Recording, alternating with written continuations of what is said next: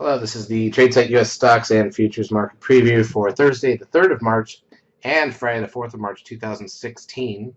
We usually do not do market previews for Friday as most of the week is played out. Everything we've been talking about has come to a head, so we do a dual look at the rest of the week here on Wednesday nights, looking at Thursday and Friday. Here's a look at the ES front month futures contract daily chart. Not much progress made today. At all. Matter of fact, it was an incredibly boring day compared to the day before, unfortunately. So let's go through some of the numbers. Crude oil up 9 cents, also boring, $34.75. At the close, gold was up $9.30. Still has not, let me see, I don't think, still has not put in a 13 sell signal yet, but we are one candle away from that potentially. The S&P gained 8 on the session.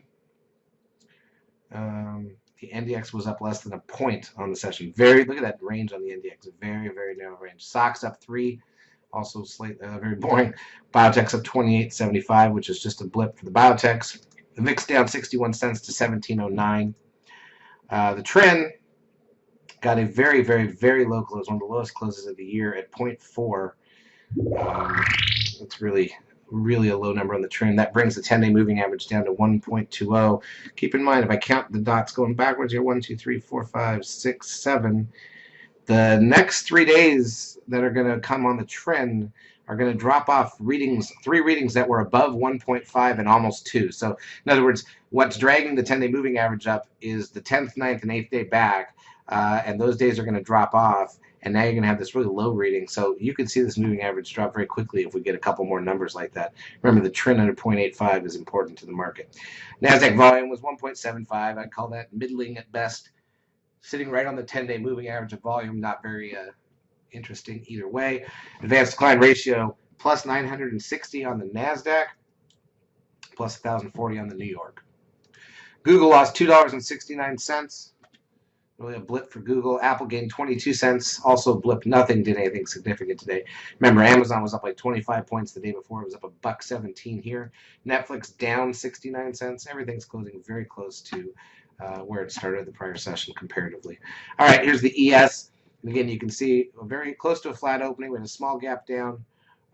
Actually, this is showing you. Let me change the time template here so that you're seeing the actual futures.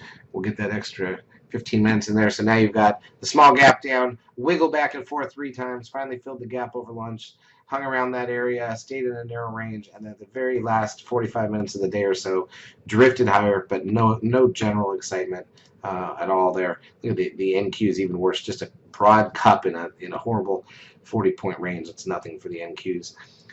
So that was, I guess, what we call a measuring day. And it is what it is. So what do we look for the rest of the week? Remember, this is coming into Thursday and then Friday, right? So for the rest of the week, we have some data. Let's talk about that first, and actually quite a bit of it. Thursday, 7:30 a.m. Eastern Time, Challenger job cuts. Then an hour before the bell, we've got the weekly initial and continuing jobless claims numbers, along with revised productivity for Q4 and unit labor costs for Q4. That's also revised. 30 minutes into the market at 10 a.m. Eastern Time, we've got factory orders and ISM services. Those can both move things around. And then an hour into the market, we've got natty gas inventories. And then Friday morning, the big ones. Non-farm payroll with the unemployment rate. Obviously, that can move the market and usually does. And then trade balance at the same time, also a big number that can move the market. So hopefully we get some excitement Friday. But, we came into this week. Monday was the end of the month of February. We thought that might be a little late, and it was. Tuesday, things were much more interesting. We definitely picked up and had a solid trading day Tuesday. Monday wasn't bad either. Wednesday was very choppy and uneventful. So, I don't know, hopefully Thursday gives us another great trading day, but it's wedged between some key numbers that come out really on Friday. And then Friday, of course, hopefully some excitement early, and then, as usual, people tend to head out. Friday afternoons are not the most exciting time for the markets, but we'll see what happens. Charts, as usual, brought to you by eSignal 12. If you've not yet taken the trial of our services, feel free to do so. We will help you out for a couple weeks. If you do find these videos useful, please like them on YouTube. It does help us out. Have a great rest of your trading week.